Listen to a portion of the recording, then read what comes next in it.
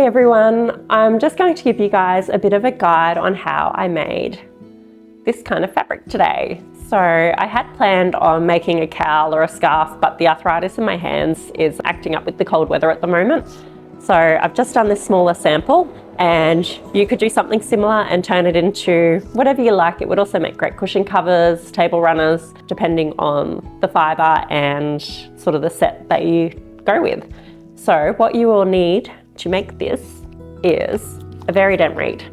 This is suitable for rigid heddle looms. This is an Ashford Vari Dent reed, and it is an add-on purchase. We do stock these at Thread Collective, so send us a message if you can't find it or you need help finding the right Vari Dent reed for your loom. And the cool thing about this is, I'll show you, so I'll undo one side completely and just back the other side off a little. Look at that, comes up, so you can take out these little sections to make up your own custom reed. So you can have chunky yarns in there, you could vary fine yarns, you can make really, really cool patterns. Some people use it for their art yarns, other people like to use just traditional yarns and just create patterns like so in it. Depending on your rigid heddle loom, the width of it, that will depend on which sections you actually get. They all come with some of all the different dent sizes, but like the wider looms, you get more little bits to play with. There are sort of there's bigger sections, there's smaller sections. Yeah, so check out the website, grab one of those if you want to do this project if you don't already have one. You'll need some commercial yarn or some hand spun yarn. So if you're getting some commercial yarn, you just need two distinctly different sized yarns. So you might want like cotton, so make sure you get a chunky cotton and a thin cotton, or same for wool, just bulky and a fine like fingering weight. You can sort out exactly which section you need depending on the wraps per inch of your yarn.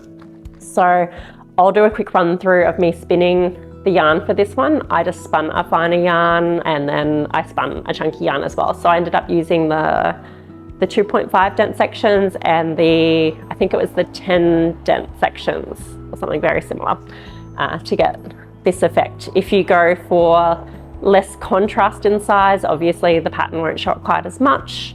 But yeah, completely up to you, and I hope you enjoy watching this come to life. I can't wait to see what you guys put together from using this recipe, because you can change this pattern up. Like you could have half chunky, half skinny, and then you could vary the size of your rectangles that you're doing here or squares. Yep, the world's kind of your oyster with that. You could also use your textural yarns and still create this really cool patterning too. So if you've got like some spiral plied yarn, you could pop that into your bulky sections and then have like a standard traditional yarn running in some finer sections and get some really cool effects that way. Probably something to note is that if you want, say, a firmer drape, like you're making cushion covers or home furnishings like a small rug or table mat, you'll want a firmer set and a firmer beat. And if you're going for like a cowl or a scarf, you just might want it a little bit more drapey. I tried for a fairly balanced set on this one, so I used the general rule of thumb that half of my wraps per inch would be my set, and that's worked really well for this. Like this cloth would be really cool for a structural cowl, so I would stick with that for a cowl. But for a scarf, I might have spun slightly finer, so instead of like 5 wraps per inch for my bulky, I might have done 6 wraps per inch for my bulky yarn. I hope that makes sense. So if you're using commercial yarn, make sure you've got your different sizes and you can skip through the spinning that I'm about to do. If you are spinning your yarn, feel free to not fast forward and check out what I get up to. I do pop it into like hyper speed. I wish I could spin that fast. Yeah, let's get started.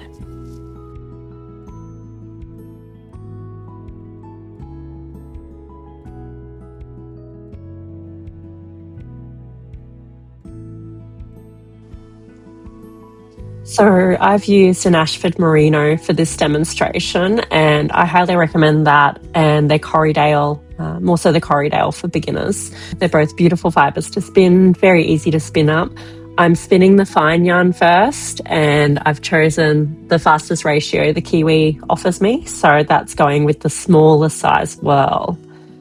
And I'm going to spin the first single in the clockwise direction, and then when I get to plying, I'll then spin that counterclockwise. So when we're spinning right, we say that's the Z direction. When we're spinning to the left, we say that's the S direction.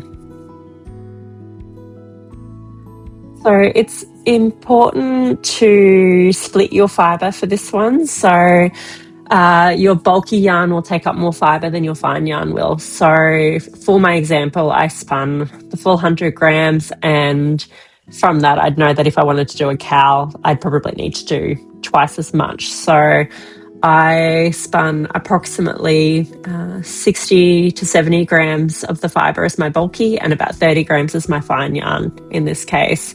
This is a really good place to sample and do some maths depending on what your finished project's going to end up being, just so you know how much yardage you need of each particular weight yarn. Of course, you're welcome to guess and stash dive, but yeah, to get at least a cowl out of this, I'd recommend 200 grams of fibre.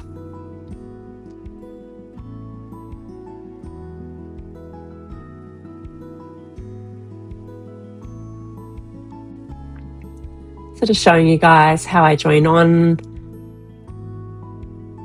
and a bit of a slower section of how I'm spinning the yarn.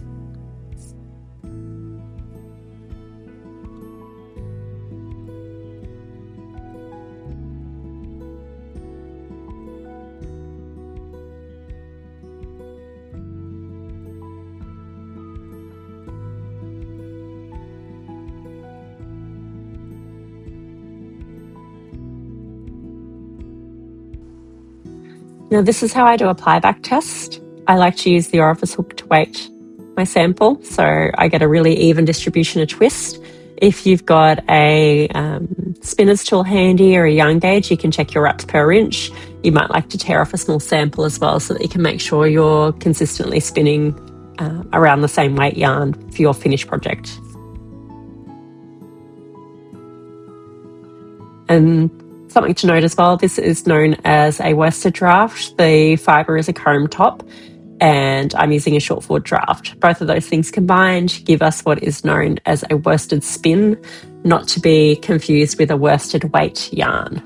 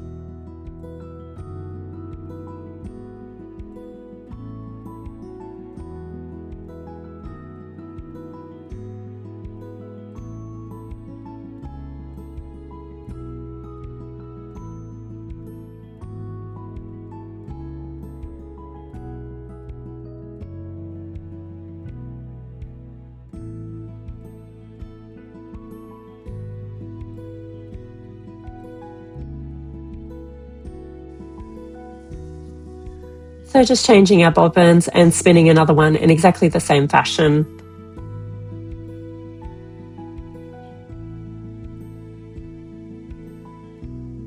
So you'll have 2 bobbins spun in Z direction or clockwise, which you'll then ply in a counterclockwise manner to give you a really nice balanced yarn.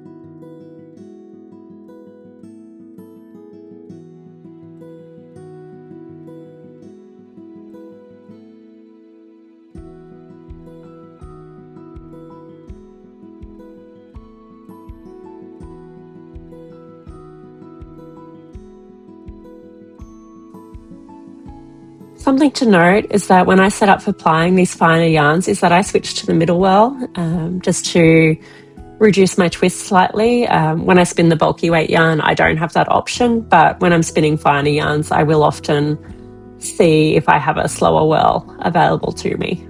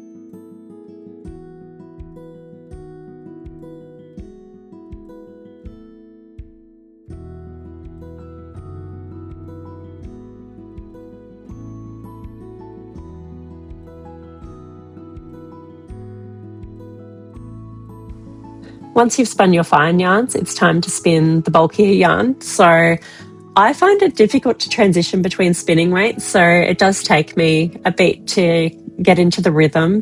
I find it helps to strip down my fibre source a bit if I'm having trouble with it. So you can break it down a few times just so that there's less drafting and control needed until you find the sweet spot and get into your rhythm.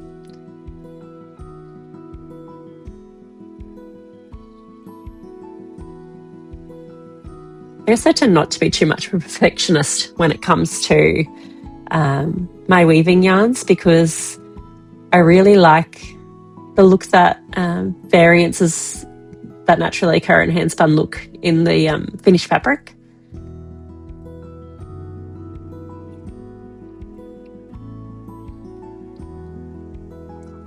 But it is still good practice to try for consistency if you want a more consistent traditional yarn. It's your yarn, it's your fabric, you do what makes you happy.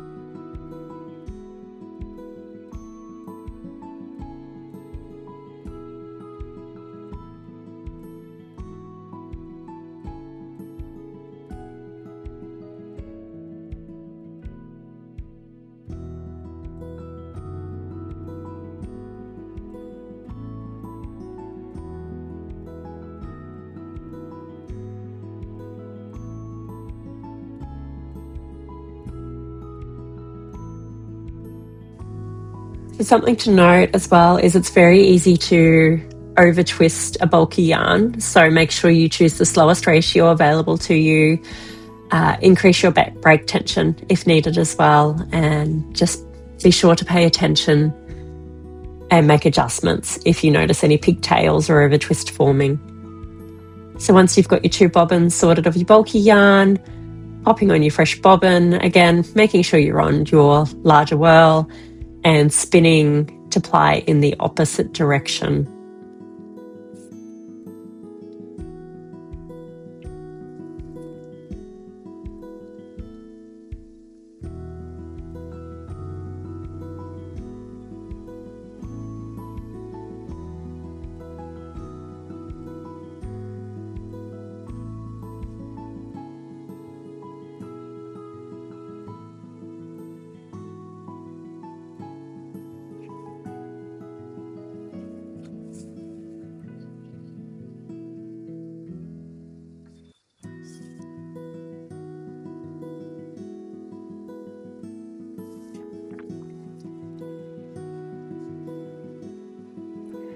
Just using a niddy noddy to wind my yarn off and to count how much yardage I've created.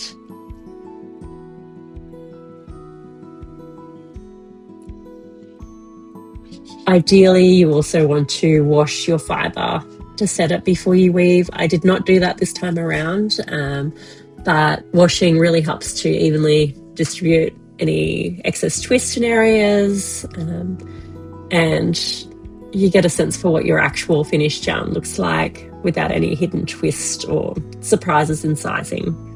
So either steam or ideally wet finish if it's a traditional yarn, before moving on to the weaving part of this video. So it's time to weave. So you'll need your Ashford Bridget heddle loom, you'll need your sleigh hook, your reed hook, you'll need the yarns that we just spun or 2 commercial yarns of different sizes. You'll also want a tape measure so that you can measure out the length of your project. You'll need your warping peg. This one's important. You'll need your Ashford Vari Dent reed so that you can actually get these unique sections happening.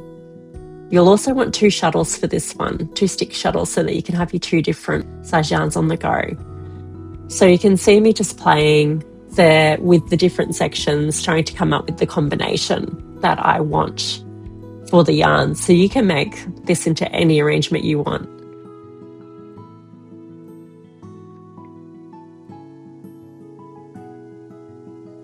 As I mentioned at the start of the video, you might even want to do half skinny, half chunky. You might want a much wider piece, and you might even have more than the 2 different size yarns. You might decide to play with like 3 or 4 different sizes.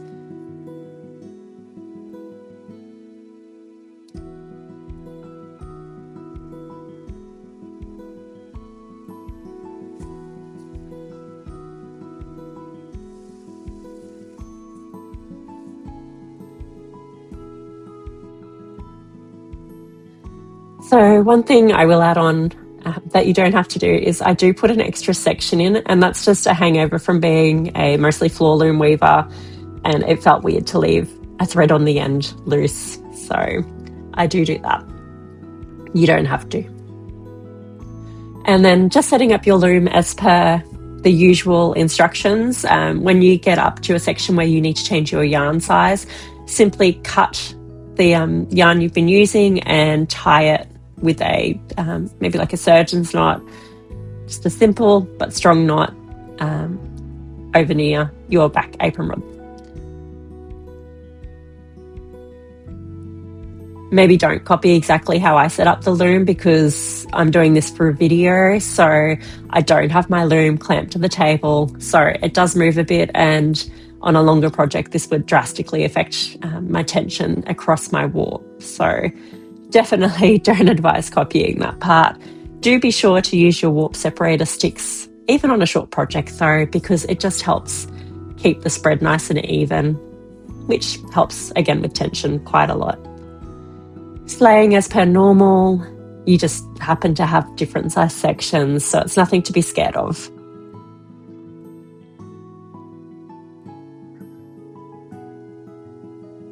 And then, as I mentioned at the start, there's nothing special to this weave at all. It is simply a plain weave.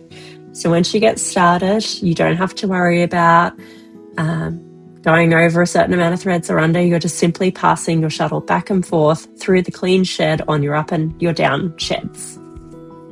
And as for your beat, how hard you beat just depends on what you're making. Like I said earlier, If you are making a cloth that needs to be sturdy, such as, say, a table runner, rug, cushion, you'll want to beat in a more firm manner so that the fabric holds up long term. You could also, if you're using a wool and it's not a superwash wool, you could go ahead and full that a little afterwards to increase the stability. So if you do happen to weave something with a looser set and change your mind as to the fabric's purpose, you can stabilize it further in that manner. And then also, yeah, if you're making a scarf or something where you need more drape, obviously you might wish to beat a little more gently. I'd still just aim for a balanced weave and look at your yarn and section selections, mostly for that. I do not bother hem stitching with this because it's not really getting used for anything. It's a sample piece. If it was a cowl, I still wouldn't hem stitch on the loom because I would either machine or hand sew the ends together afterwards. But for a scarf, or if you're doing like garment cloth, I would probably stitch on the loom so that you get the fringe.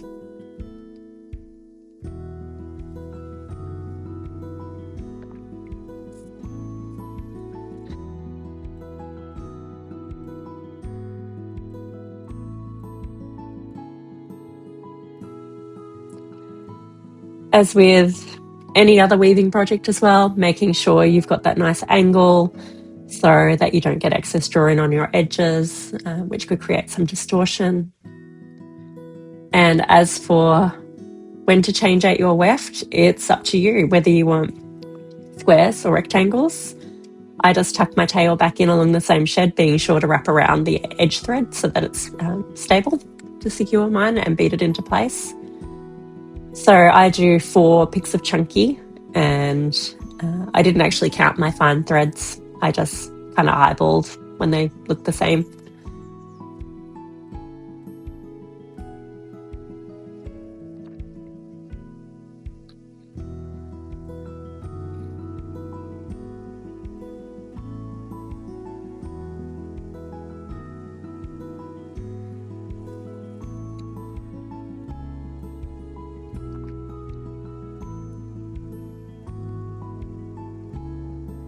And you can see, especially using the chunky yarn, it comes together really quite quickly.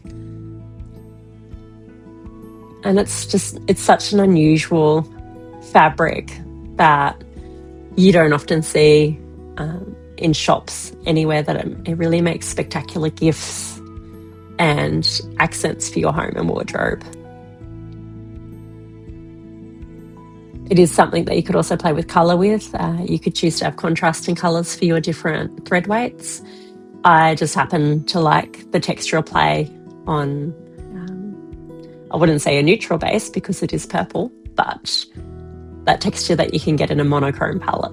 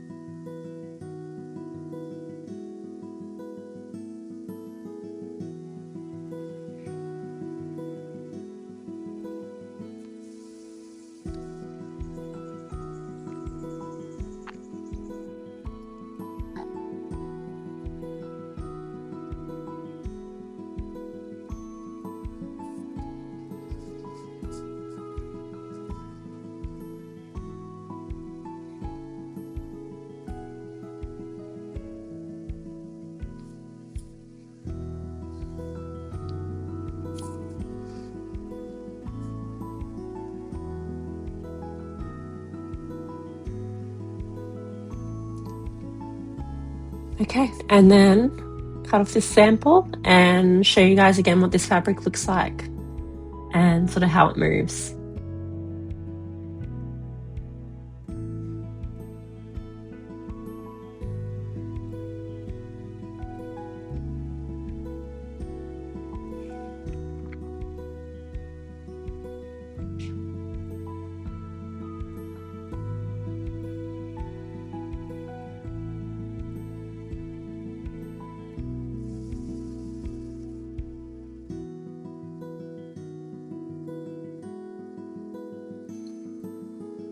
So I hope you guys have enjoyed watching this.